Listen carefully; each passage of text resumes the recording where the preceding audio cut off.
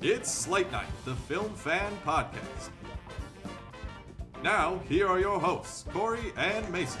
Welcome to another episode of Slate Night, the Film Fan Podcast, the podcast made by film fans for film fans. As always, I'm one of your co-hosts, Mason Schmidt, here with my best bud, Corey Knudsen. Hello. And we're going to talk a little bit of Spielberg today. It's a great day in the neighborhood, getting to talk about Disclosure Day, as well as The Furious. We saw that together this morning. This was a good weekend. We got 2 days in a row where we got to see movies together, which doesn't happen often now in our adulthood. And we're also coming off of a awesome wedding that we both got to attend on Friday night. So I'm still slowly recovering. I took like a 2-hour nap yesterday, which I'm not a napper. As I've gotten older, that just feels like it is a derogatory term.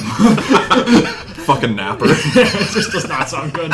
Anyway, Corey, how are you? What are you drinking? Well, we're both drinking some Twisted Tea. Some Pounders. Some Twisted Tea Light From Pounders. a holiday gas station. Yeah, just pissed me off real quick. We went in there after we saw The Furious this morning, and there's a liquor store nearby, but we're like, hey, we both need gas. Let's just go to the gas station, get some beers, whatever they have there.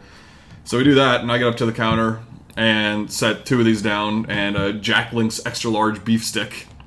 And You have the diet of an Olympian, dude. it's the only thing I've eaten today. I think Arnold would be impressed. I think he would too. But then the lady's like, there's a liquor store over there. I'm like, yeah, no, just these, like, kind of getting these things. She's like, It's just kind of piss water, though. Like, what are you doing with those? Guy behind me snickers. I kind of turn around. I've never been at a gas station where there's regulars for some reason. Also, it's a holiday run by a bearded woman, basically. Yeah, yeah. She was smelly and made me very angry. I'm like, do you not want my business? Like, I can fucking put these back. Also, this is basically just an Arnold Palmer with some booze in it. So, Right. And I grew up on the Arizona drink, so this is fantastic. No, so that kind of made me angry. I'm still kind of recovering from that. Yesterday, when we saw Disclosure Day, went to T-Bell in the morning. I got 2 Breakfast Crunchwrap Supremes. They were out of eggs. They got a hash brown as well. Snuck one of those bad boys snuck the Supreme in my pocket into the theater. Got a large Mr. Pibb extra. That was good. I felt like shit. Took a weird shit afterwards. When people are like, oh, I can't wait to be, like kids, when they're like, I can't wait to be an adult, you are living their dreams, dude. You're just, I'm going to go to a movie on a Saturday morning, we're going to go see a Spielberg flick with Taco Bell in my pocket and large Dr. Pibb or whatever, Mr. Pibb. Mr. Pibb extra, what's the extra in that? What is he doing in that cup? I don't know. It was good. What is Mr. Pibb sullying himself with? Anyways, we have Disclosure Day, so we get to talk about that. Obviously coming from Spielberg, the director of everyone's childhood, basically, as well as a lot of modern films that are, I feel like, kind of slept on. We have Emily Blunt, Josh O'Connor, Colin Firth, a really good cast. You got Coleman Domingo and his awesome fucking voice in this movie as well. Obviously, he's on screen too, but his voice is just like one of my favorite things in the world right now. If you found out we weren't alone, if someone showed you, proved it to you, would that frighten you? That's kind of a good little. I don't know if that is that like the synopsis from anything, or is that just like a tagline to it? I think it was on like IMDb. That's like what they have in there. That's pretty good. That's a good way to kind of set you up for what this movie's going to be about. I'm not going to bury the lead too much. It's a Spielberg film that I was really excited about, and I feel like I was satisfied 100% with this movie. Do I have some nitpicks? Yeah. I think the performances are really good and consistent. Sometimes there's some conveniences. It is a David Koepp script, and David Koepp doesn't always work for me with his writing. And I feel like the first 2 acts of this movie just sing. It's a chase movie trying to hunt people down. There's a secret that's going to spill. Josh O'Connor's this whistleblower, and then you get Emily Blunt's introduction into this story and how her character fits in.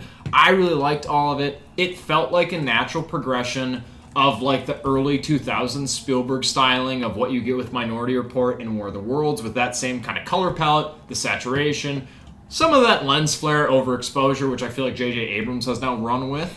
And at times it kind of feels like Abrams doing a Spielberg, but then you have Williams there to lull you back into classic Spielberg, and you have moments where I'm like, you change the characters in this scene, and this works as an Indiana Jones scene. Like, this works in that world. So, I really dug this movie, really enjoyed it. Nitpicks, some of them, sure, but I was so impressed, so happy, and yeah, I don't know if I could ask for any more. This was a great treat from Spielberg. Even in my hungover state, I'm like, I'm not in the mood for a movie. Yeah. I quickly went in. Very shocking opening shot of the movie.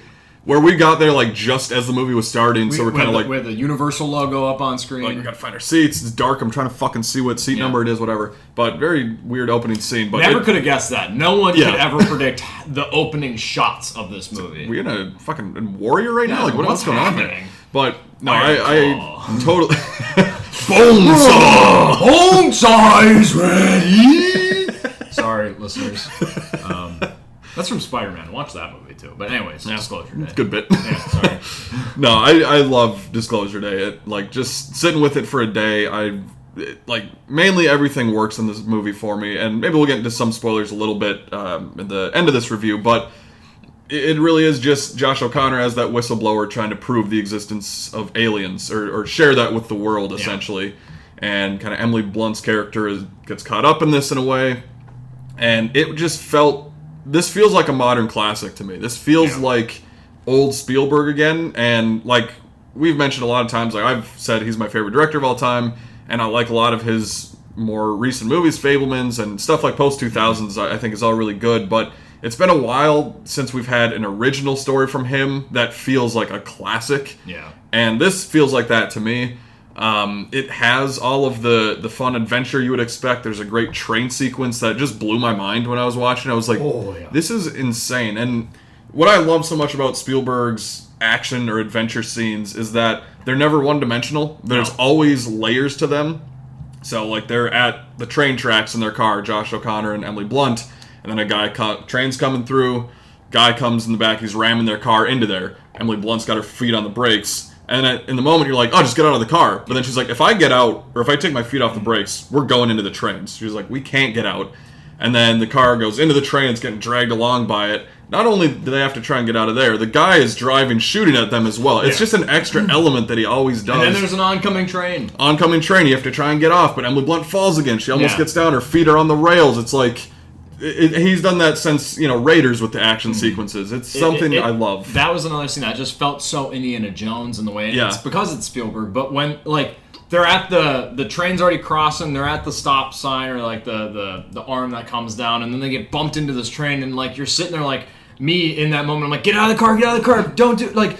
You gotta get out, and then they don't. The car gets wedged into the train, and they're along for the ride, and I'm like, this is so cool. I'm so happy that my two characters that I'm rooting for are stuck in this situation, because this is riveting shit. It's so fun to watch, and there's some really good action scenes, but I think that this also does a lot of stuff really well in terms of, like, yes, this is like a suspense story, but it is a good story on journalism, and it's about, like, all right, having secrets and making them public, and I like there's some kind of duality between Josh O'Connor and is it Eve Hewson's character, where Eve Hewson, she has this background as a nun, and she has a very religious upbringing, and she has this kind of struggle with her faith, basically, and her being potentially confronted with what Josh O'Connor's character knows, and he's a secretive guy. He doesn't tell her a lot about what he knows and what he has known.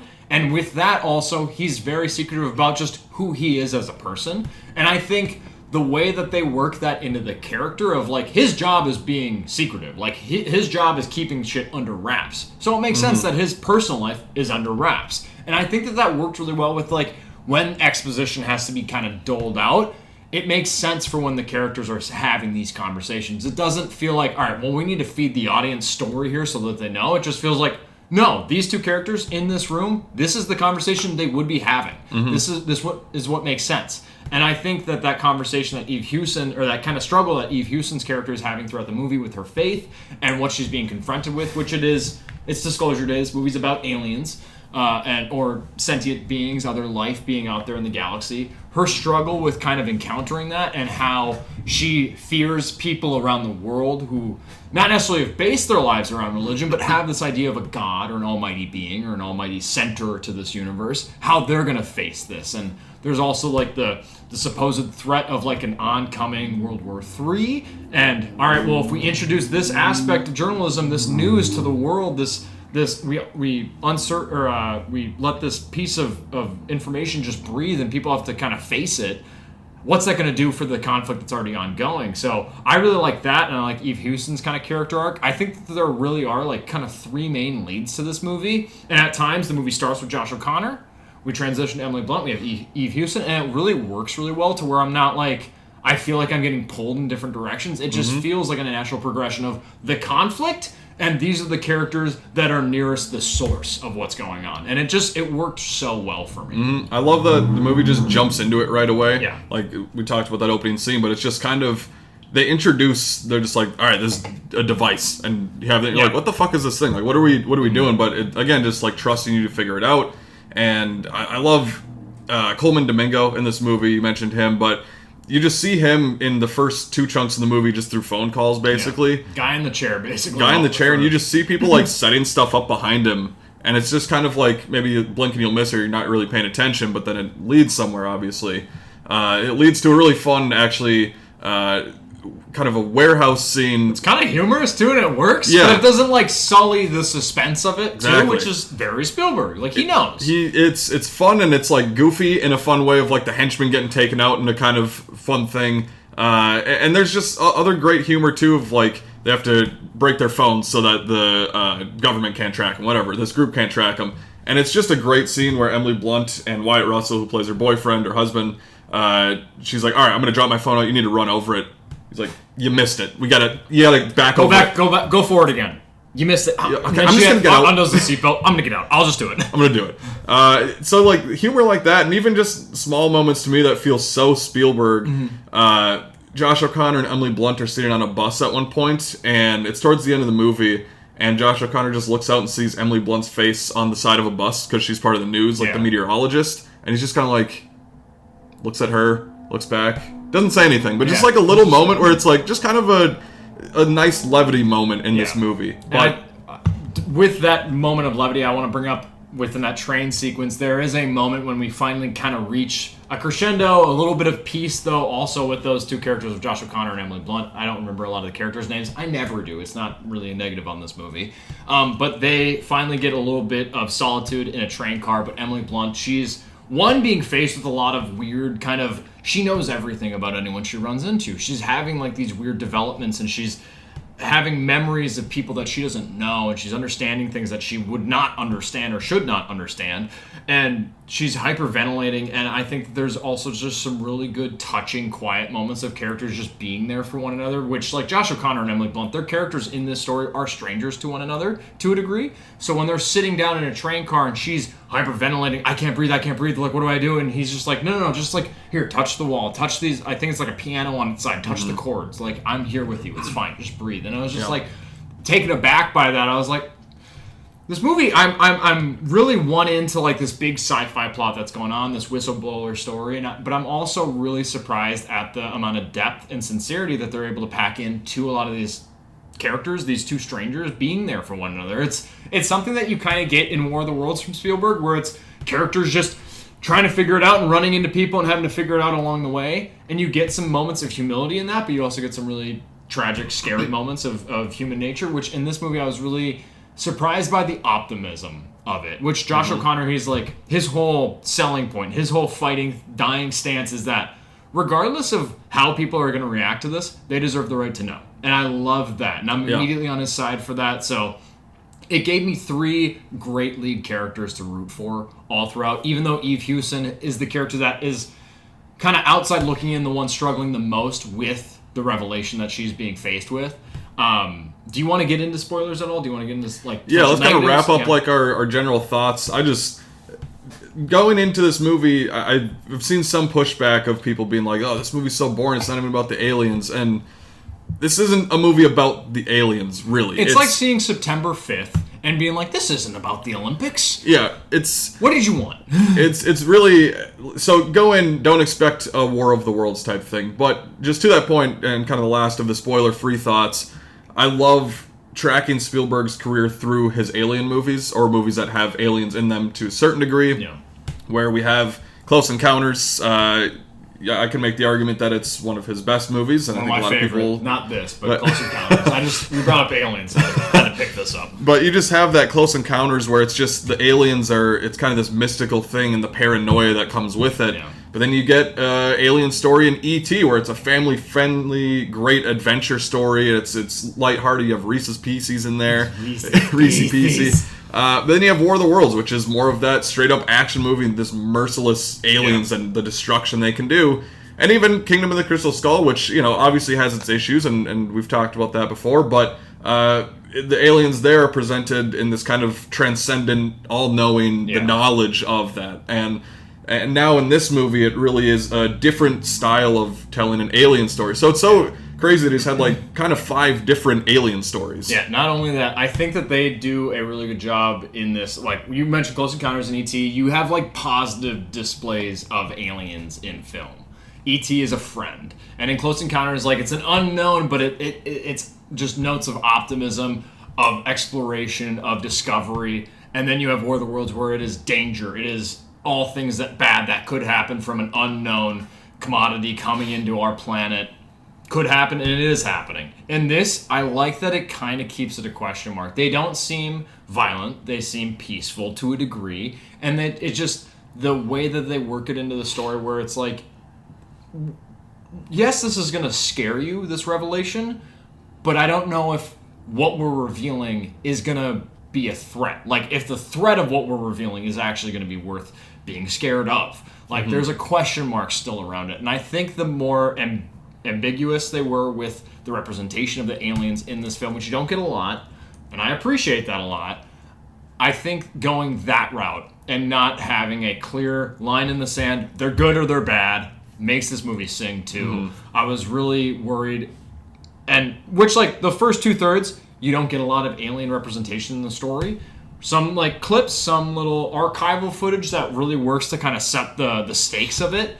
But when you finally get to see them, which they're kind of the more classical looking alien, love it, which I love, and it works really well for this story. And also, like, Spielberg making a movie with aliens, I like that he went that route. But I just like how they kind of let it breathe. They just let it be as is, and that kind of ties into the ending, which some people I've heard some pushback on. But when the movie ends, it did feel a little abrupt to me.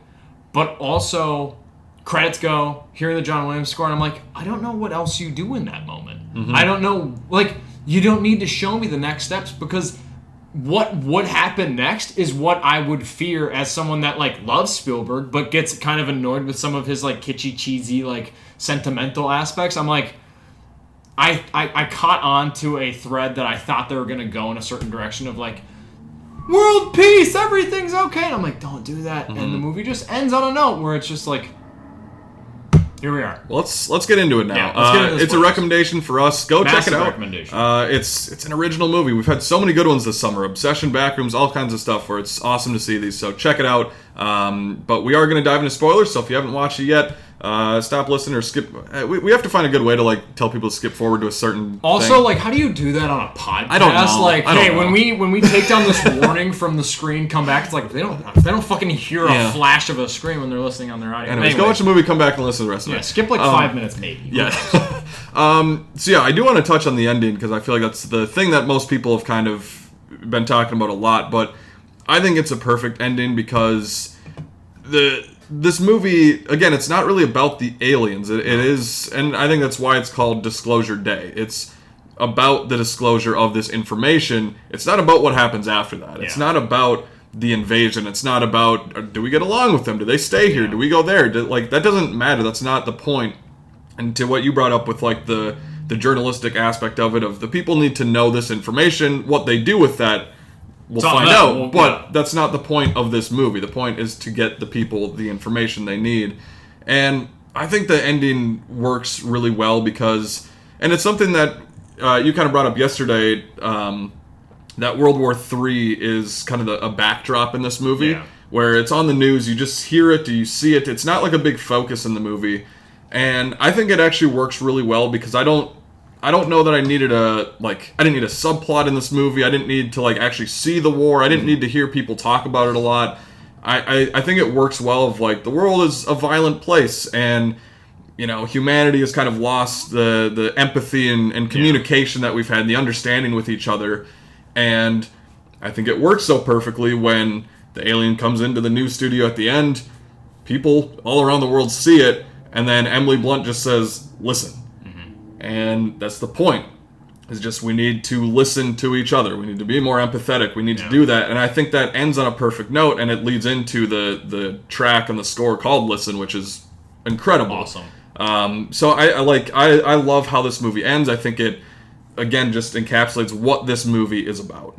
I think that moment, like, again, it came abruptly, but it was period, end of sentence, here it is. Yep. And I'm like, yep, that's how you do it. So I'm not surprised by Spielberg doing that. It was just like, oh, like, you get the excitement of the probably the most you see straight on of an alien in this movie is in those final couple minutes. And the way it interacts with Josh O'Connor and Emily Blunt and the history of what those two characters went through earlier in their lives that they maybe spaced out, don't remember. It's like, oh, well, I wonder why you don't remember. Like, I remember, like, yeah, alien abduction stories. It works really well. So I want to get into some of my nitpicks, because not that all of these nitpicks are spoilers, but some of them kind of lead into spoilers. That World War III aspect, it's not that I think it needed to be a full subplot. I do think it is still a little underdeveloped. You hear it in news articles or on like in news headlines and stuff like that and broadcasts, but it's very faint. And then there's a scene when Emily Blunt and Wyatt Russell are at a gas station when Wyatt Russell gets left and we no longer really keep up with that character, which I don't mind, but it's just people are kind of running in and out of this gas station in the way that they were doing during like COVID to get toilet paper. It's just like, end times are near, we need to stock up. And it just, I didn't feel that the movie got me to that point until that started happening. And I was like, I feel like we missed some stuff going on, which granted, we have a big conflict going on of our main central characters, but if we're going to put it at the backdrop of a potential World War III, I needed more development there, especially to make that, because I was like, when we got to that scene with Wyatt Russell and Emily Blunt, I was like, did something spill out about the alien? Like, what's going on? Do people think it's end times because this thing is potentially here? Like, I just, it took me a minute. I do think that the piece of technology that is left available to, is it Wardex? That's the company. That's the company. Like the device, yeah, I think they just the call device it. Yeah. that they have that is from Alien Tech. It becomes a little bit of a MacGuffin at times, which, like, again, I like that they don't explore and explain a lot of how alien tech works in this world. It's just that they have some of it. But sometimes it's able to kind of do just about anything, which, like, granted, it is alien tech. It's out there. That works story-wise. But when it's in a scene and it's like, well, this character needs to be able to have a full power resurge to the entire news station so that she can broadcast a signal. I'm like, all right, well, so now this piece of tech that we've never seen do this has the capability of doing that. I'm like, there's some inconsistencies or conveniences that happen in this movie, but also the movie's good around it, so I'm willing to forgive that. Yeah. And it's a movie. I think that the device works best in the initial way they set it up with, like, Colin Firth, who I think is also great in the movie, where he uses it to kind of go into somebody's consciousness. He's trying to see where these characters are at. He's like, all right, can I get a location from what I'm seeing? And I think that was great. And even the scene with Eve Hewson in the farmhouse when he's like, she's initially going there and it's like, you see the eyes like change Switch color over to the other person. Which I was wondering in the marketing material, what's the focus on all the eyes, the coloring of the eyes? It's been really oversaturated. It makes sense in this movie, and it works really well. And I think the posters have been so great for this movie, too. I think the marketing has been really good, and I like, going into it, I was like, I feel like I know everything that's going to happen. You don't. The movie has really done a good job at getting you excited for what this story is, with also keeping you at an arm's length. And the movie kind of unravels pretty quickly. It's paced super well for me. I never felt that this was dragging. It's 2 and 20 to 2.5 hours long. I don't remember off the top of my head, but I was never bored. I wanted more, if anything. Not that the movie like didn't satisfy me. It was just like, I want to spend more time here. And I like the way that we're exploring this. And like what you said, Colin Firth, he's a great villain. That opening sequence when Josh O'Connor leaves the wrestling facility and he's out back, like, that's a moment that feels like an Indiana Jones thing where I'm like, I'm expecting Colin Firth to be like, Dr. Jones, like, oh, Dr. Jones, you thought you'd get away with this and you'd have this MacGuffin on your... I was just like, it works so well. There's the shot of when Colin Firth is, the first time you see him, that is, again, just Spielberg to a T. Yeah. They start like the trunk of a car is open, you see a bunch of the technology or whatever, pans over to an open car door, through the window, you see the silhouette of Colin Firth, stays there, pans up to the stairs, Josh O'Connor, Emily Blunt. I'm like, this is incredible camera work. That and the movie, it is about aliens. It's not like, it is more of like a thriller, if anything. If I was going to say the genre that this lives in, but there are some really eerie moments.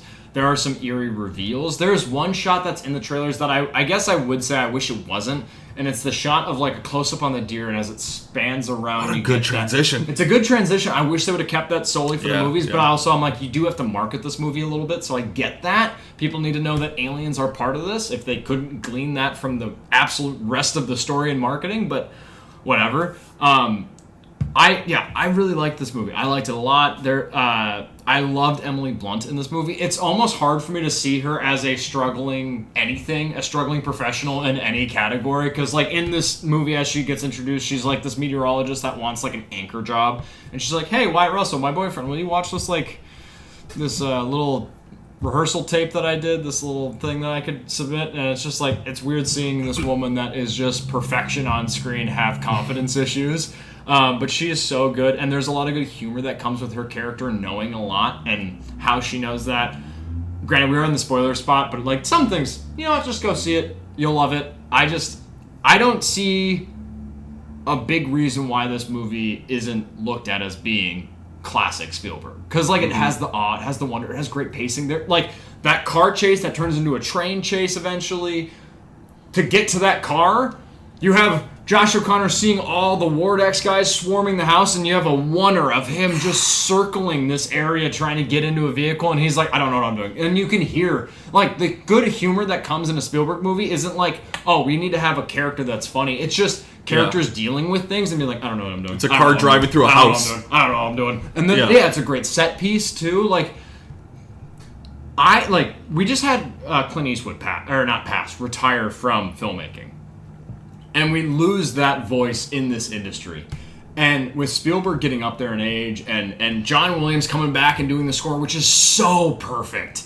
It's so grand and it fits this movie and it makes it feel, like we've said, classic Spielberg. It's very special.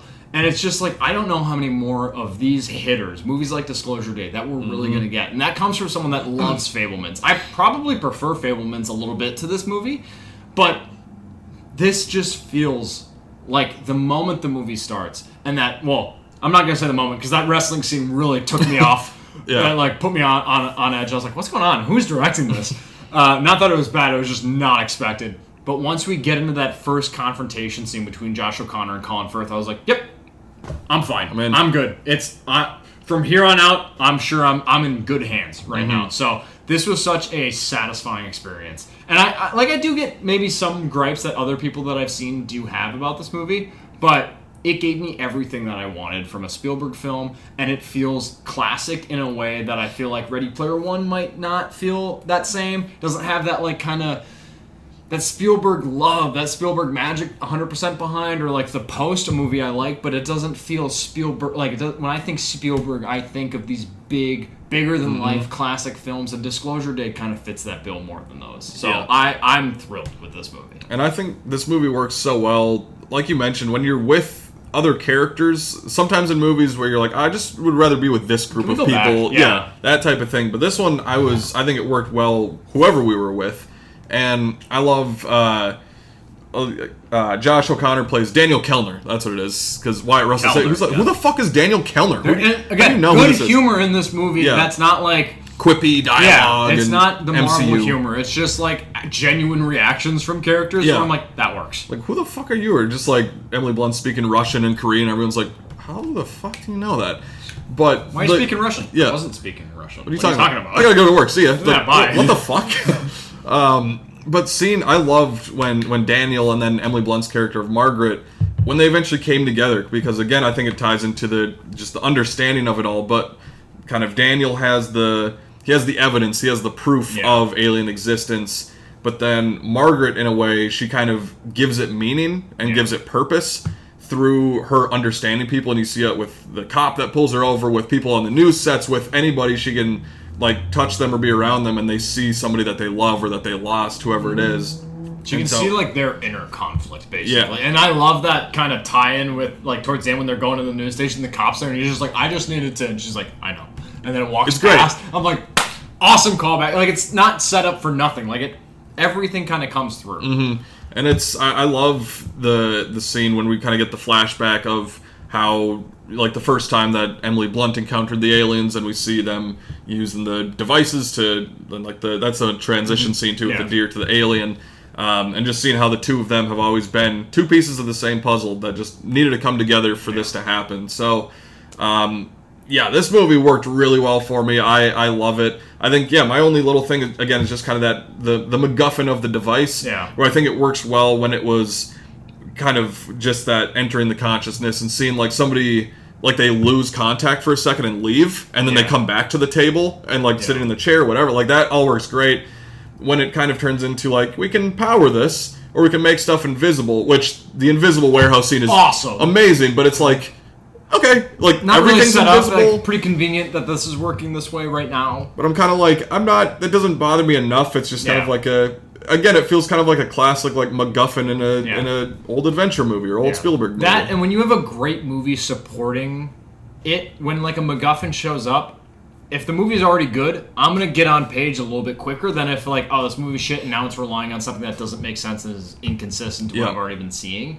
This movie's great surrounding a MacGuffin, and then when the MacGuffin kind of does the MacGuffin-y shit of just serving the plot, you get a little bit more forgiveness from me because I'm already I bought my ticket, I'm on the coaster, I'm already enjoying it. Take me home. It feels like something we've maybe lost a little bit, and maybe why I like classic Spielberg movies. Even with, like, Indiana Jones, you get it too, but, like, there's goofy sequences where the henchmen or the villains, like, there's a lot of scenes in this movie of the henchmen, like, surrounding a building, surrounding a house, and the heroes get out of it. But it's something that works really well, and Spielberg, I think, has a great way of doing that. And I've seen some people back off and be like, oh, every character's so dumb in this movie, how did they not capture him the first time? And I'm like, there's kind of a magic to it in a way where it's like, it's silly, and, like, they're driving through a house right now, but it's fun. Yeah. And, like, let's have fun sometimes, along with this great concept, great characters. So, I love this movie. Currently my second favorite of the year behind Obsession. I don't know, I've loved these original movies coming out, and those being my top two of the year. And the drama's my number three, so, like, the top three of the year.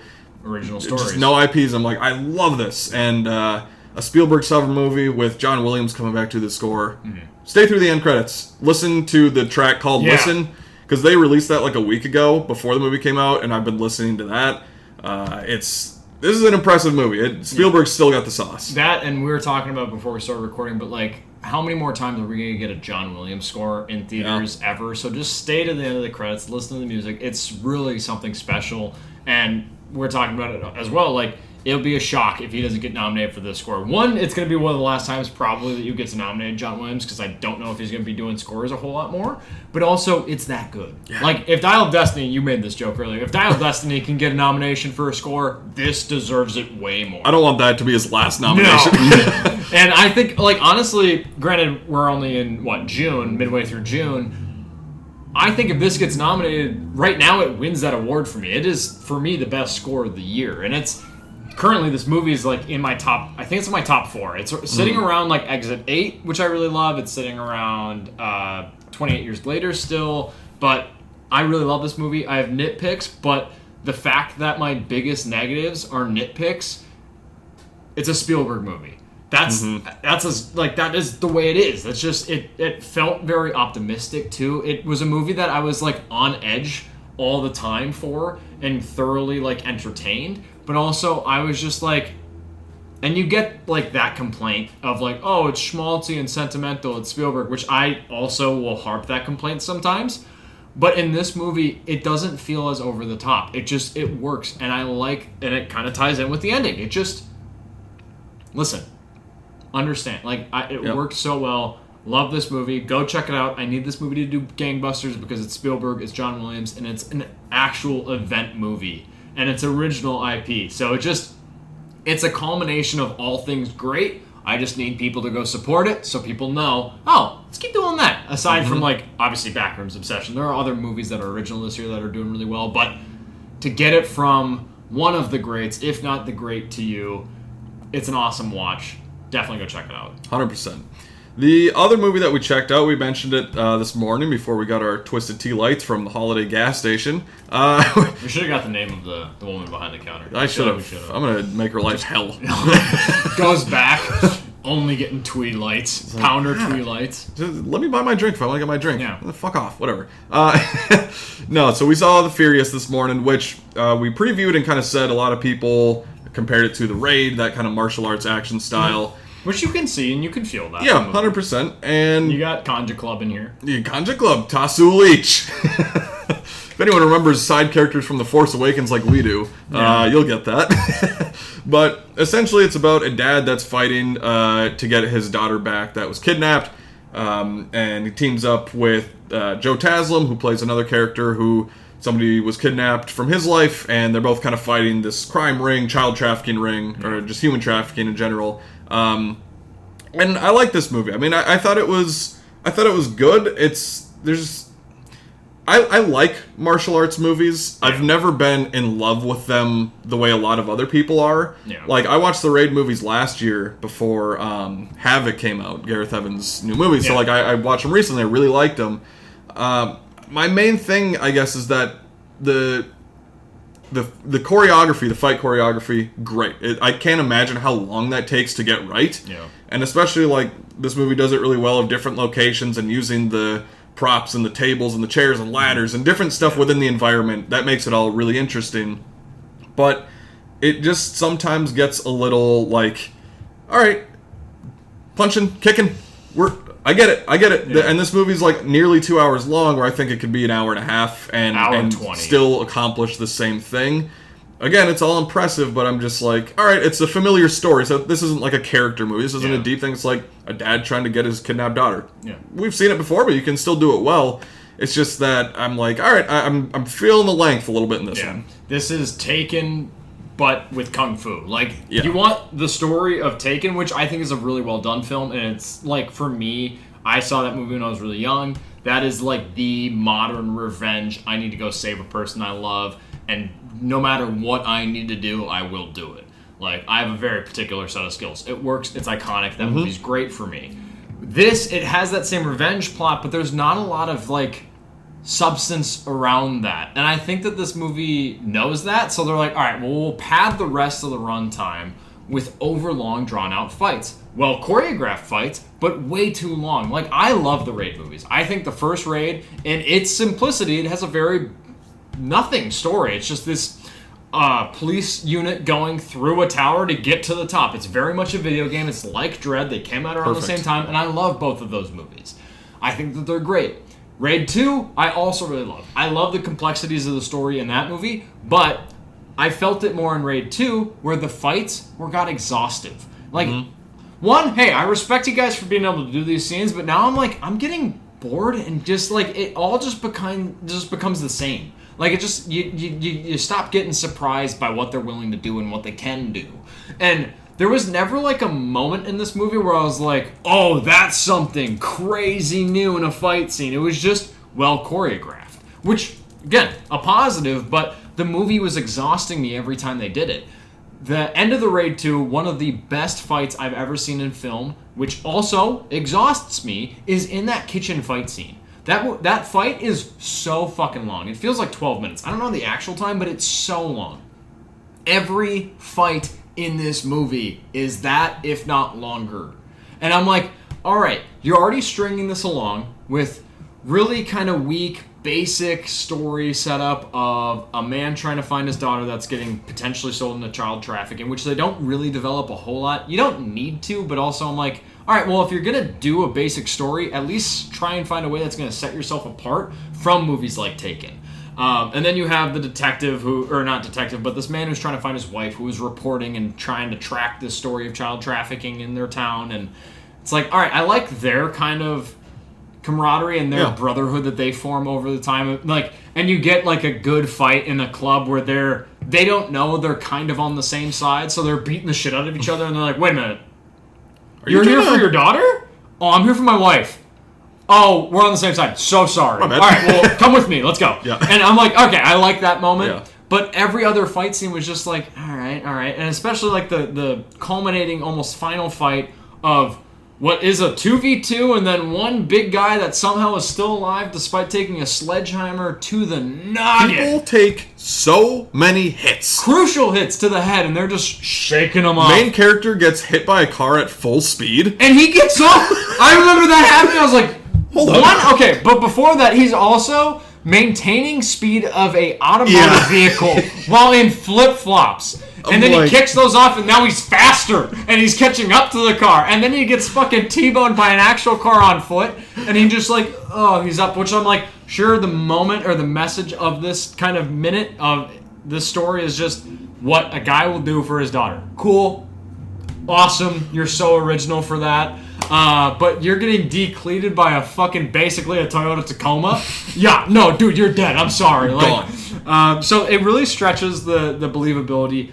But with this has been me harping. Sorry, I didn't hate this movie, and there is a lot of merit to be had. But I think that it is very one-note merit of like exceptional choreography. That they're like, we're just going to do this a lot, and we're going to string it together with a baseline story. That's how it feels. This movie's an hour and 53 minutes. Should have been an hour and 20 to an hour 30. Trim up the story. Trim up the fights, please, which I don't think a lot of people are going to come out of an action movie and be like, there's too much action. There's too much action in this movie. It was way too, like, it gets boring. It gets stale. Sometimes they're really, like, kind of inventive. They'll find, a pipe or, like, a spoke of like a cart with a wheel, which is somehow the heaviest piece of metal that they've ever found in this entire movie, where a guy who's wielding a sledgehammer is like basically carrying it like it's all made of foam, which it probably was. But it was just like there's inconsistencies, there's basic story, the villains aren't great. I was really scared at first when we got into the theater that this movie was going to be dubbed, not subbed, which we'll have to get into, because I thought... Yeah. I assume that it's going to be subbed, and I prefer subbed. I don't want to hear horrible ADR, English language dialogue spoken over someone that doesn't line up with their words. I can read. I'm at least that smart. So let me just read dialogue. That's fine. I'm fine with subtitles. In this movie, it starts off with a character that probably wouldn't be speaking English, so it tipped me off to think that it was going to be dubbed.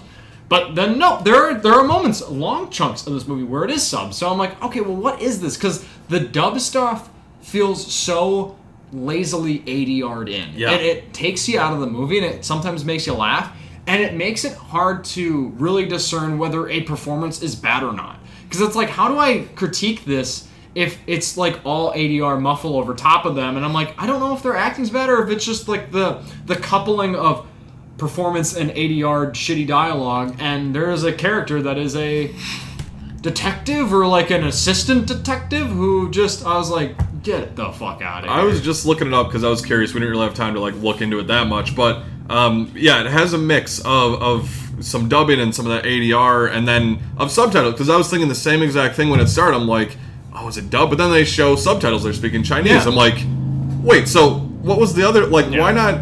I don't know if it was a thing of not wanting to commit to a fully foreign movie because you want to have it more wide appeal for an American audience. I don't know, and but I'm also interested in like what the distribution company was, because Lionsgate's attached to this. So Yeah. I'm like, was this a Lionsgate picture through and through from the get-go, or was it Lionsgate picked it up for distribution? Like, I want to know, because I wouldn't be surprised if the ADR dialogue was something that they're like, all right, well, we need to adjust the movie, or did they have that in mind from the get-go? Regardless, it was kind of jarring. Yeah. So I'm just, because I'm like, this character in this part of the world would not be speaking English, which, like, yeah. you used to get away with, I feel like, a lot more in, like, the 90s, 80s, 2000s even, but, like, speak the language that you'd be speaking in that area. If someone slips English in from time to time, okay, fine, but, like, it takes me out of the movie when a character that I know isn't going to be speaking English is just speaking English because I'm seeing this movie in Minnesota. Like, Or it's just commit to one of them. Or, yeah. Just if you want to have them speak English, cool. Then do it all the way through. Yeah. But I don't know. It's to the point of like feeling repetitive with things. It reminded me of John Wick Chapter 3 when the final fight they're slamming through glass at the end, and like the stunt work is great. The choreography is great, and the stuntmen and everybody, all the actors that are actually doing the stunts are doing a great job. But it's just kind of like, more of the same. we're doing the same thing. And we made the comparison that we both separately thought of to The Monkey Man from 3 years ago, I think it was, where, like, good movie, like Dev Patel's good in it, and we just, we heard so much going into that movie of how hyped up, like, this is such a great action movie, martial arts and stuff.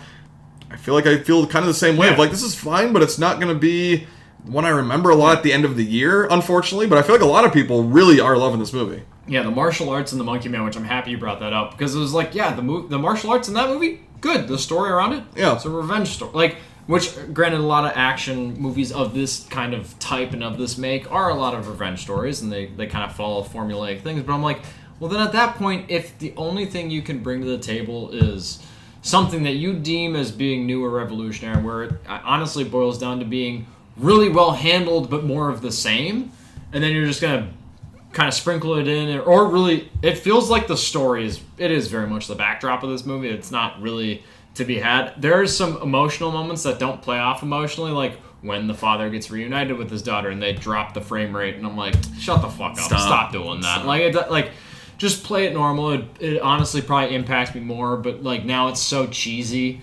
Like I think you know that you're being cheesy, just like stop. There's some fun cheesy things, like in that final fight when they show, I don't know like how to describe it exactly, but like just shots of eyes, and you get like the 5. You get split and it's like screen. very old school, and I'm like, I like that. That's the good. type of cheesy, fun martial arts that I want. Some of the other stuff, I'm like, I don't know about that. That, and you get like a good couple doses of CGI blood splatter, and I'm just like, okay. Limbs coming off, stuff like that. Yeah, so like, the movie is very serious sometimes, but then there's a time when a guy can't get this dead dude's hand unattached from his ankle, so he just cuts the arm, and then he has a hand stuck to his ankle. I'm like, what do we want to do? Do we want to be super serious and have a movie that's action heavy about child trafficking, or do we want to make jokes? So I'm like, the movie didn't really like stick in its lane for me. It gave me a really good choreography, but choreography that then eventually did kind of just like, I checked out. I'm like, all right, this movie's gonna, like, I got to a point where I'm like, I could leave to go to the bathroom. It was in the final moments, and then the movie was maybe presenting me with something where I was like, wait, if they're actually going to do this, I want to see this. And then they don't do it, and the character just walks off and dies by himself. I'm like, all right, well, don't need to fucking roll credits. Let's go. So, like, it's not a bad movie. It gives me a lot of stuff I've already seen. It gives me great choreography, but nothing much beyond that, and choreography that is kind of fatiguing, so I wouldn't not recommend this. You just need to know what you're getting yourself into. If you want to see great choreography, then go check it out. And also, it's a movie that I will say predominantly is done in a different language, so I'm going to support that too. Go see a movie that's not in the language that you are native with, the language that you understand. Read subtitles, you'll be fine. But aside from that, I think that there are better martial arts movies that didn't get as much hype as this one's been getting. I don't know what its current Rotten Tomatoes is at, but I remember seeing every single ad of 100% on Rotten Tomatoes. Like, cool. A lot of people liked this. Like, it's not... I'd be curious to see how many people were like, this movie is the best action movie I've ever seen. Or how many people actually loved this. Like, I feel like I'd give this like a middling to maybe positive, maybe negative, depending on when you ask me. Like, solid B. It's fine. Yeah. So, I don't know. Just know what you're getting yourself into. If what we've described to you is something you want to go see, definitely go support it, check it out. But I don't think it's something that I'm really going to remember a lot by the end of this year.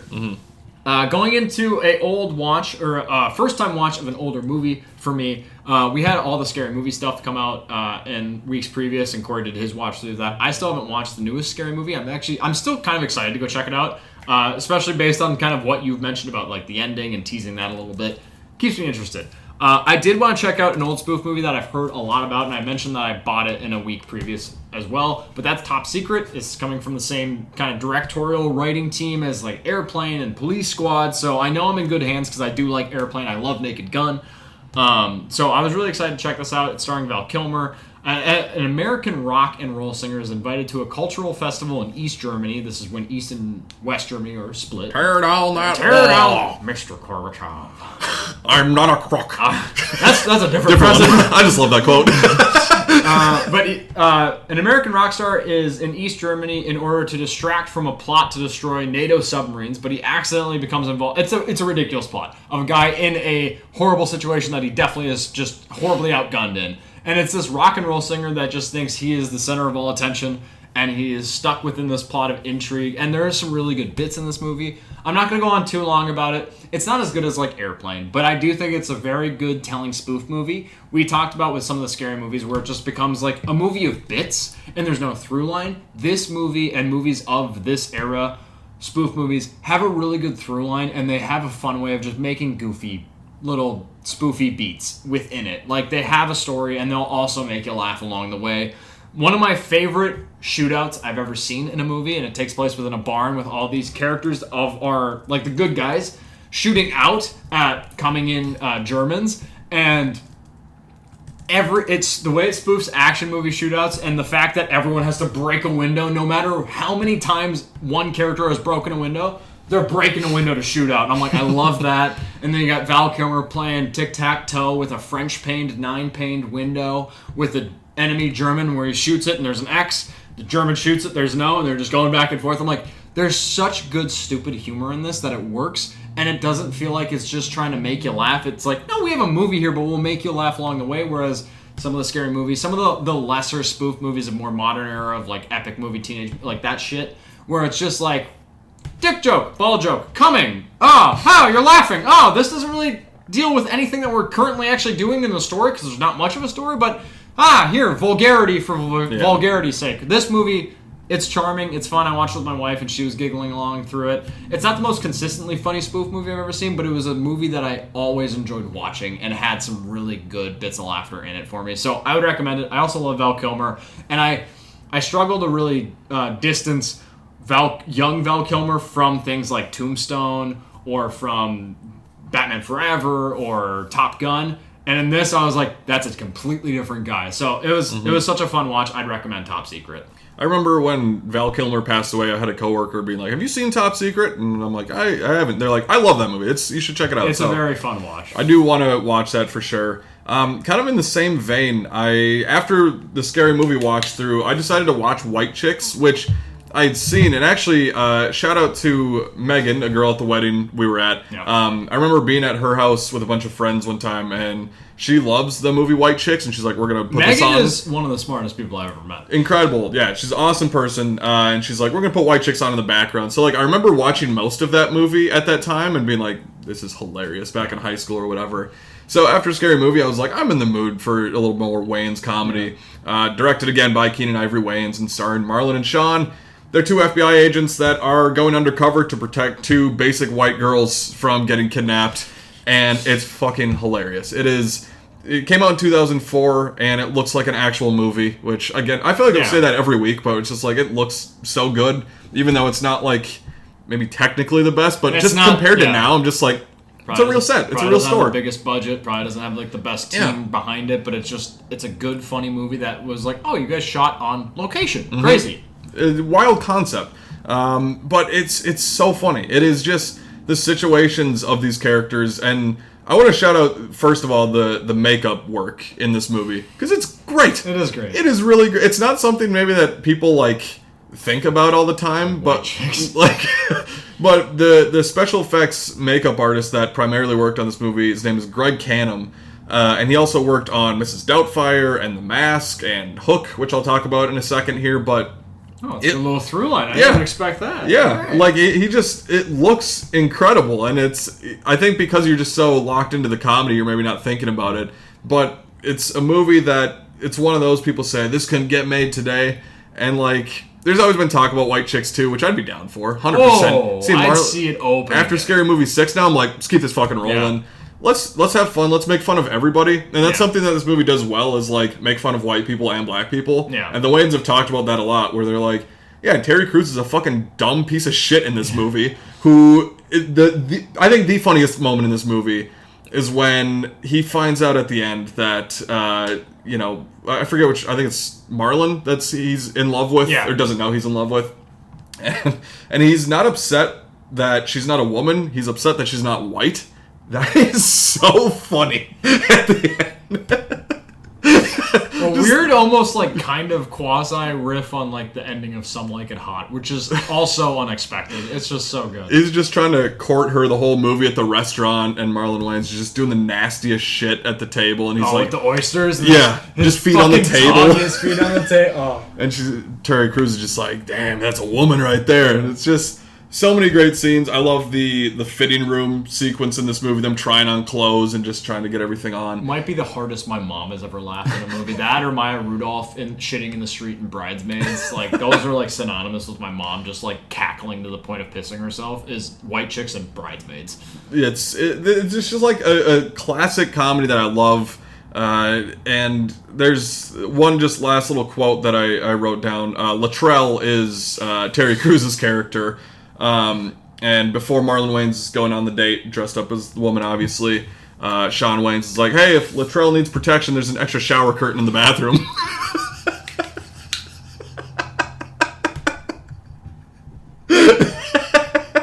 And just like the Wayans comedy just works so well for me, especially after just doing the Scary Movie watch during this. So it was I saw this movie exclusively on like the FX channel growing up. Thank you FX for like every fucking weekend, midday playing White Chicks. Yeah. It is a big part of my upbringing. It's so funny. If you haven't seen it, watch it 100%. It's just in that sweet spot of like the Wayans early 2000s. I loved watching it kind of officially for the first time, even though I'd seen most of it before.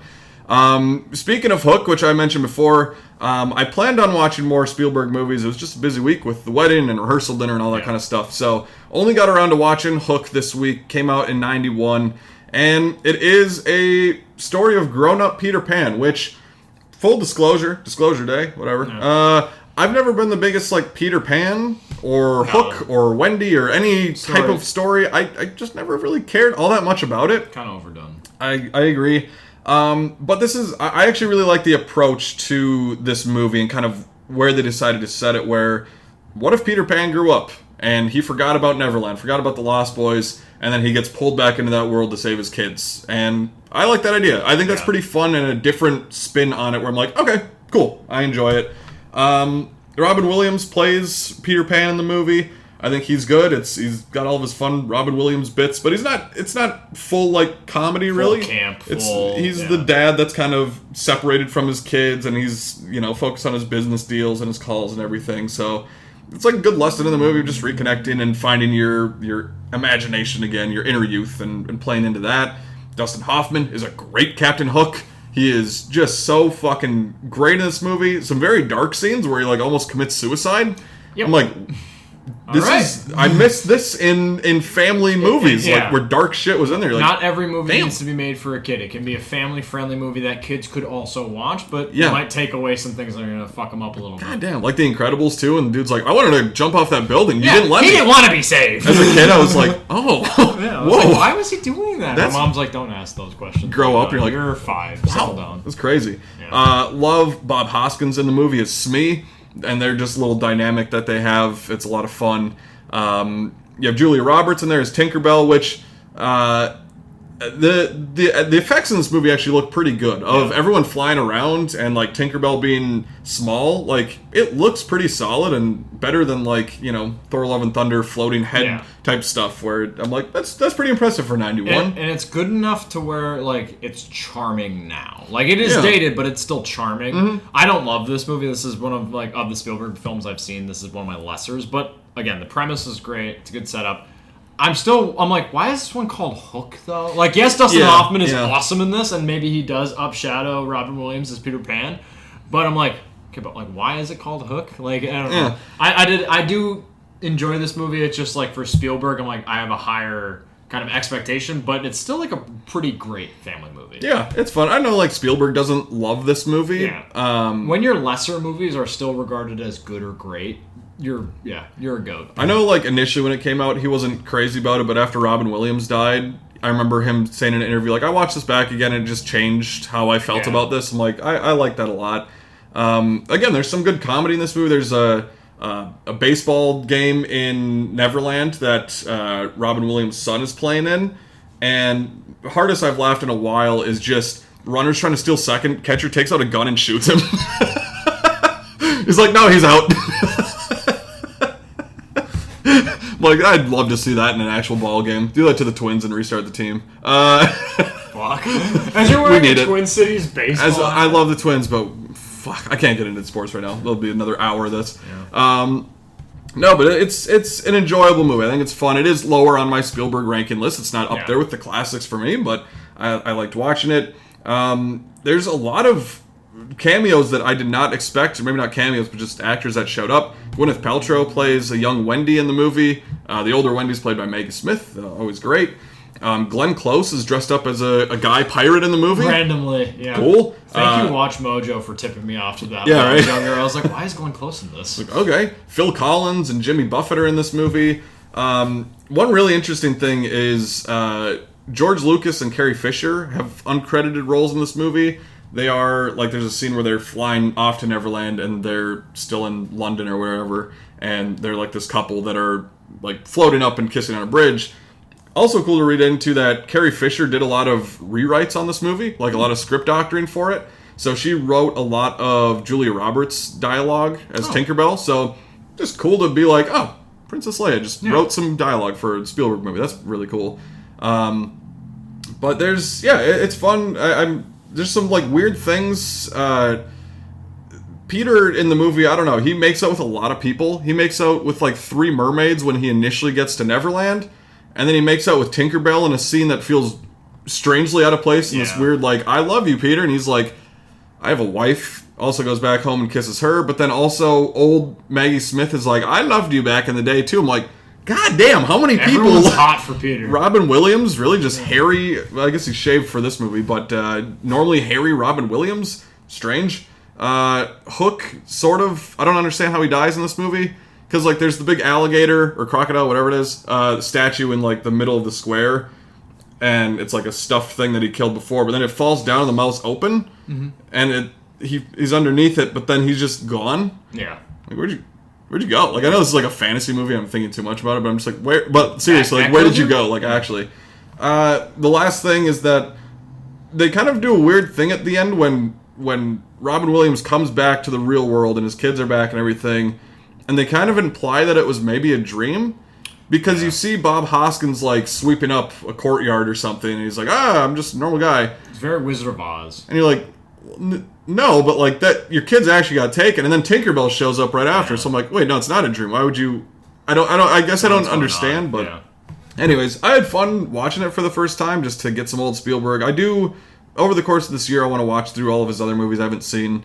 So I just after Disclosure Day, I'm just like pumped about him and just wanted to complete that watch through. So it's a fun movie. Yeah, I'm happy you checked it out. We largely feel the same on it. With Spielberg hyping up Disclosure Day, he doesn't do a lot of like interviews and stuff outside of when he has a big release, and I've loved seeing him just kind of going on the marketing train and doing all these interviews and podcasts. Talking about kind of Disclosure Day, but also some kind of underheard stories of like his filmography, his career to this point. So he's not my favorite director of all time, but it's hard to not think of him as one of, if not the greatest directors of all time. So even when Hook is like one of your lesser movies on your career, this and maybe 1941 and Terminal for some people, BFG, I still haven't seen, so I can't speak to it, but like the idea of it makes me, I'm like, it's probably not the best showing. But this was such a great week, and not to spoil it too much, but I did also pick up the Steelbook for Catch Me If You Can, just because now I'm in like full Spielberg mode. I just want to watch Spielberg movies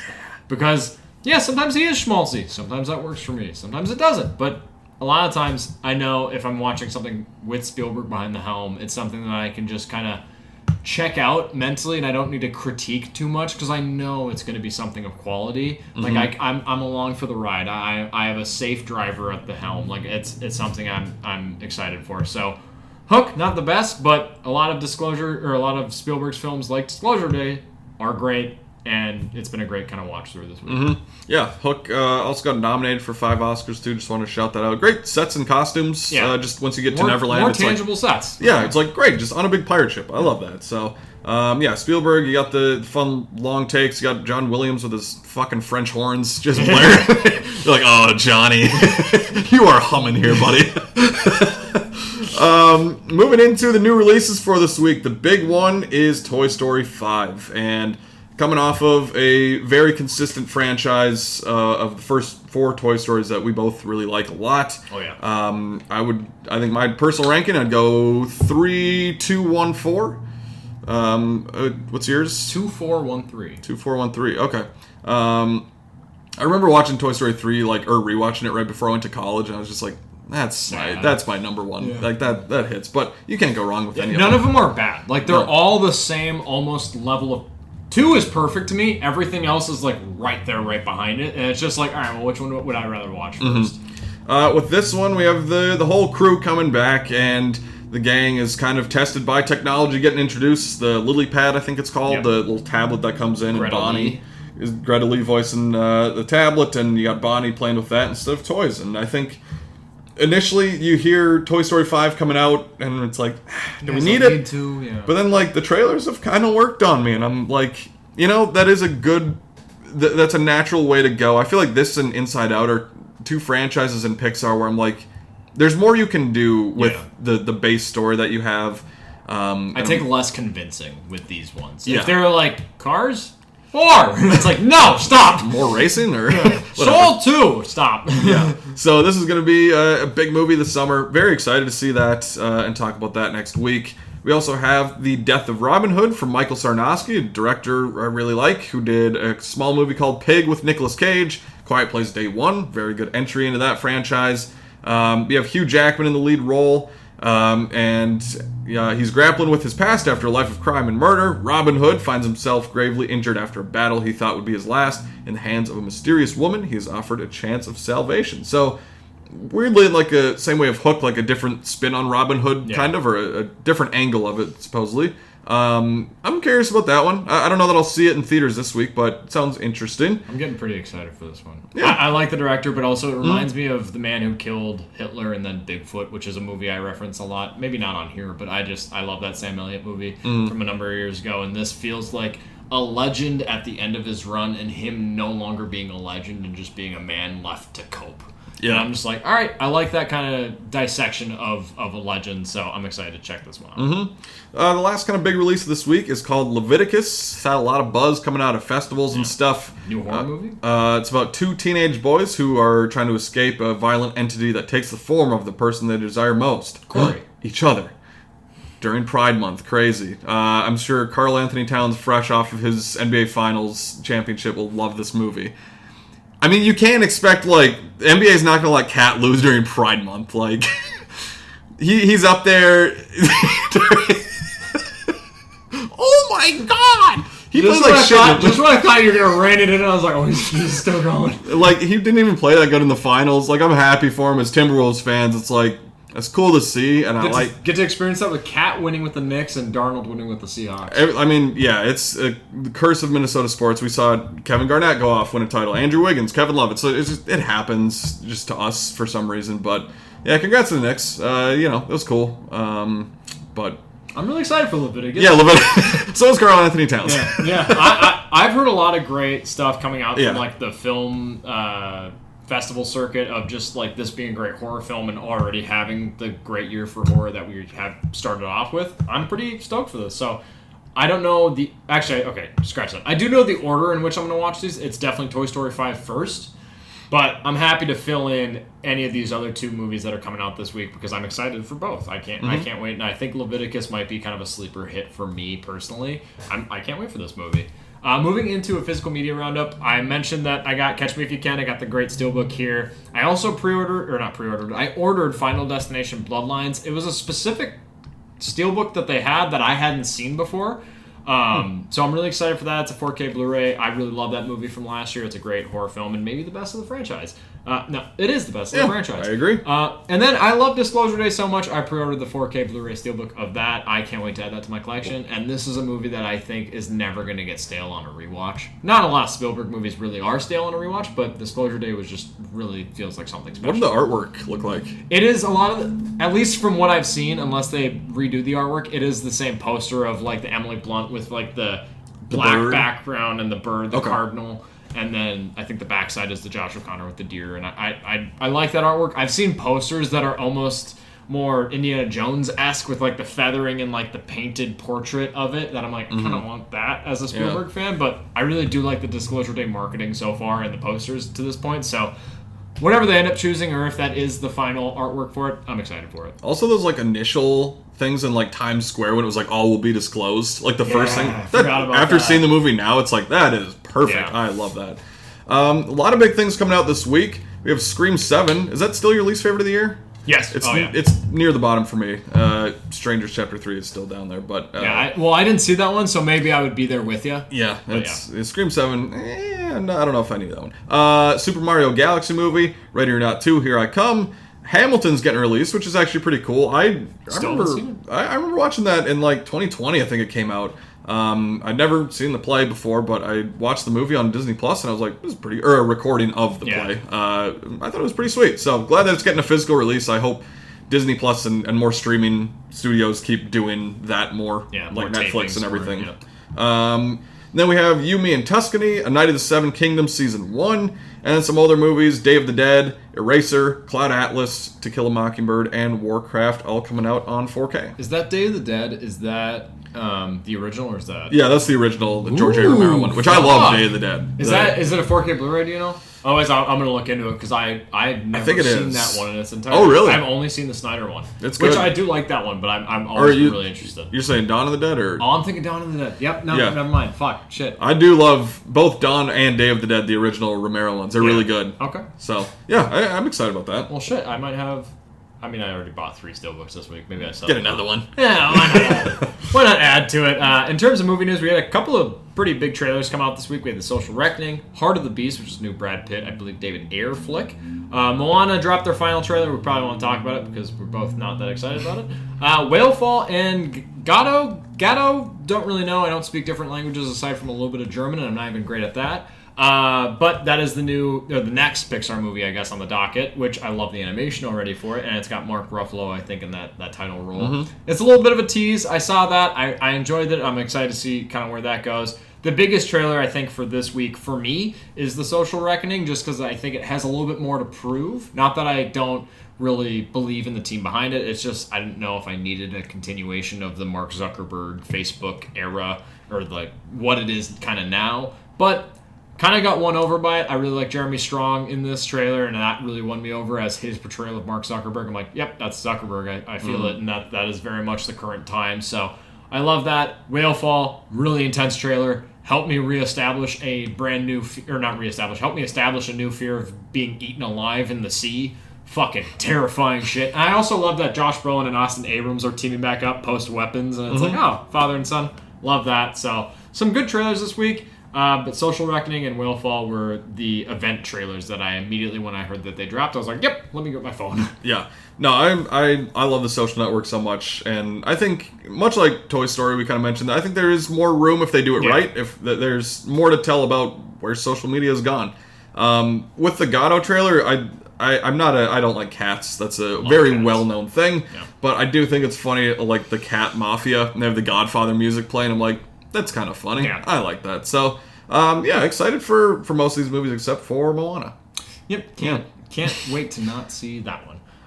One movie I am so thrilled about and can't wait for, a thing that I never thought we'd actually get, especially with how 22 Jump Street wraps up with the kind of spoofs on what would be the latter, or the potential sequels to come. 24 Jump Street is in development now, finally at Sony, with Jonah Hill, Channing Tatum, Ice Cube, all being back, or at least in talks to return. Rodney Rothman will be looking to direct, with a Phil Lord and Chris Miller producing credit. The title skips 23 Jump Street, and not only that, on the script it says, almost in like a tagline fashion, it took so long to make that we had to skip one. Perfect. 21 and 22 Jump Street are so good at towing the line between spoof and just straight up comedy. That's such a great way. It feels Spaceballs in the way that tagline just kind of appears on the front page of that script. I love those first two movies. Oh, yeah. They are some of the most consistent comedy films, like at least in a franchise. Like, I don't know a film that has a comedy film that has a part 2 that I prefer to the original. And I like 22 Jump Street more than 21. 21 is iconic, but 22 I think is funnier. I can't wait for this movie. It feels like, for me, I get to have a little bit of a nostalgic resurgence. I feel like we keep getting, like, with Scary Movie, like, we're having, 2000s comedies come back, and I'm like, oh, this just felt like a warm hug that I can't wait to have. Like, I just can't wait for this movie. I was just looking it up because I had forgotten during 22 Jump Street, the end credits, they tease the sequels. Yeah. They obviously do that through there. What was 24? So 23 Jump Street was medical school. Yep. 24 Jump Street, foreign exchange students. There's a lot of they have like culinary school. They have 29 Jump Street Sunday School, features Seth Rogen in place of Jonah Hill. I like the recast. 37 Jump Street Scuba Class, 40 Jump Street Retirement Home, 43 Jump Street Mariachi School, and then 21 Jump Street. So them going straight to 24, I'm like, I love this. This is perfect. People that are like, maybe haven't seen him or not as in the know or don't remember, they're like, why did they skip to 24? Yeah. It's hilarious. I remember thinking, like, when the marketing for 21 was coming out, like in middle school for us, I was like, that movie looks like shit. And then I heard it was really good, and I watched it at home from Redbox, and I was like, this movie is so fucking fun. One of the biggest laughs I've ever had in a movie is when they're all tripping out, obviously. And then you got who's the guy who Riggle? Rob Riggle. Yeah, the principal. As the or the gym teacher. Yeah, gym yeah, teacher. And like that's at the start, and then you get Channing Tatum fucking shelling out in science class, writing a bunch of fours. He's turning its atomic mass into a radioactive spider. Boom! Drops the marker. Fuck you, science. Fours all over a whiteboard. I'm like, that is perfect humor. Dives through like the music into the symbol or whatever the Let's fuck. go! Fuck you, Miles Davis. Fuck you, Miles Davis. It's so good, and I love their chemistry is fantastic. I can't wait to see more. That and the Schmidt fuck the captain's daughter in 22 is so good. So I can't wait to see what Cynthia is dead. My wife was quoting that at the wedding we were at on Friday, and now that we have this news, I'm like, yeah, I can't fucking wait. So high up on my most anticipated for the rest of my life. We also got news that Super Mario Galaxy, the movie, or whatever the official title of that film is, became the first $1 billion earner at the 2026 box office. So I thought crawled its way there. It did. It took its time, but we have one now.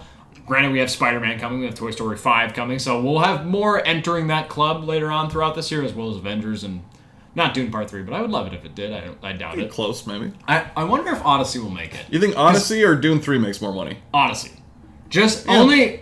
I mean, kind of going off of the Nolan name, Oppenheimer, if you're doing a biopic and it's willing to get, or able to get to what, the high 990s, or almost, it was almost to $1 billion. Mm-hmm. So I'm like, all right, if that movie by that director can get there, I think a classic story of the Odyssey by Nolan can maybe get to $1 billion. Whereas Dune and Dune Part 2 have been what, in like the $400 to $700 million range, maybe. I don't remember off the top of my head. Yeah. I feel like Dune Part 3, which may not be like the favorite of these three, will probably come in around those two. So I'm excited, but I think Odyssey will make that and crack into that $1 billion club as well. We also talk about Hugh Jackman. Were we talking about Hugh Jackman, or am I just pulling shit from my ass? Death of Robin Hood. Death of Robin Hood. Yeah. He is doing a famous literary character. That isn't a connection that I just completely made up in my mind. But another potential iconic literary character, a proper character that Corey thought I was joking when I brought it up to him before we started recording. I knew it was real. Oh, sure. He'll be playing the iconic one-legged pirate Long John Silver, not just the restaurant, the actual Long John Silver. Shit my brains out of Long John Silver's. Got food poisoning on Long John Silver's. He'll be playing Long John Silver in a new adaptation of the 1883 classic novel Treasure Island, coming from director Ridley Scott. But more kind of impressive is it is based on a script written by Jack Thorne, who did Adolescence, a show that I still have not, or a limited series that I still have not watched, but I know I need to. And yeah, it's a kind of a new team up for a Hugh Jackman retelling, so I'm excited for this. Ridley Scott is hit or miss, but I mean, The Last Duel was a really good period piece drama, and I really like the aspects of that film, so I have some confidence in this, mostly falling on the shoulders of the writer. So I'm excited for that. And then there were a lot of kind of developments with the Warner Brothers Paramount merger from this past week, so I'm going to read through a little bit of stuff to kind of give you a concise kind of rundown of what's going on. But the proposed $110 billion merger between Paramount and Warner Brothers Discovery has cleared a major hurdle this past week after receiving approval from the U.S. Department of Justice, which said that the deal is unlikely to harm competition, which kind of spits in the face of some people that are really preaching that. However, the merger is still facing scrutiny abroad, with the UK regulators launching a formal investigation and the European Commission reviewing both competition and foreign investment concerns. Meanwhile, California and New York are reportedly preparing a multi-state lawsuit to block the deal on antitrust grounds. Paramount argues that the merger will strengthen its ability to compete in streaming, television, and film, but ongoing regulatory reviews and legal challenges could still delay the transaction. I think that this is something that is basically inevitable. It will happen. The deal will close. I think that these kind of lawsuits and reviews that these different corporations and states are looking at will delay it. I'm on the side now that I don't want this to happen, but I know it's likely going to. I'm interested to kind of see what the aftermath of all these delays are, or these reviews. I know that there are kind of built into the clause of the deal certain amounts of payouts that Paramount has to shell over to Warner Brothers or add on to the bill, basically, that are built in from if this deal goes past a certain date. I'm not well versed in like the business behind all this or the legality of all this.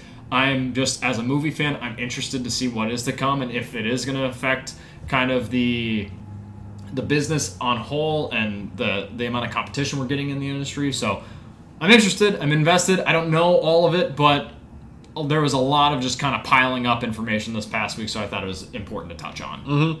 Yeah, I think it'll eventually go through it. This always happens with Yeah. any big business deal, the lawsuits and injunctions and all that type of stuff. I do feel a little bit better after, I don't think we touched on it, but a couple weeks ago, somebody high up at Netflix was like, yeah, there's directors we're not going to work with because they want their movies in theaters. I'm like, fuck you guys. Yeah. The fuck are you talking about? So, that's dumb. But I'm still on the side that I came around and I think Netflix should have won this. Which, who knows, maybe if they delayed out so much, Paramount, they're already borrowing so much money from people they're going to have to owe and they're going to be indebted to. So maybe they'll just spin out of money and then Netflix will be like, we'll buy you for a cheaper stranger price. things have happened. But So- yeah, the, DOJ approved it like you said, so White House is focused on the UFC fight tonight at the White House. Fucking tight. Missed that entirely. Oh, really? You haven't Who's seen it? fighting? Justin Gaethje and Ilya Topuria, I think it is. Both of those names could have been the Peanuts parents. Right. I don't know fucking UFC at all. But- I think the one UFC fight I watched with you was, corner bar?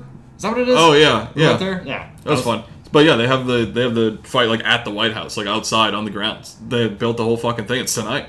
That's crazy. It's fucking sweet. It's on Netflix?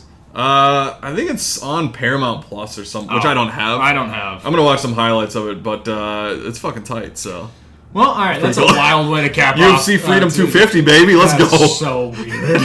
That will do it for today's episode. Thank you for joining us for basically a truncated Spielberg talk, as well as subsidiary movies and stuff like that. But that will do it for this week's episode of Slate Night, the Film Fan Podcast. In the world of film, it's not just about what's on screen. It's about who's next to you in the theater. For Mason Night's Late Night, that's a wrap.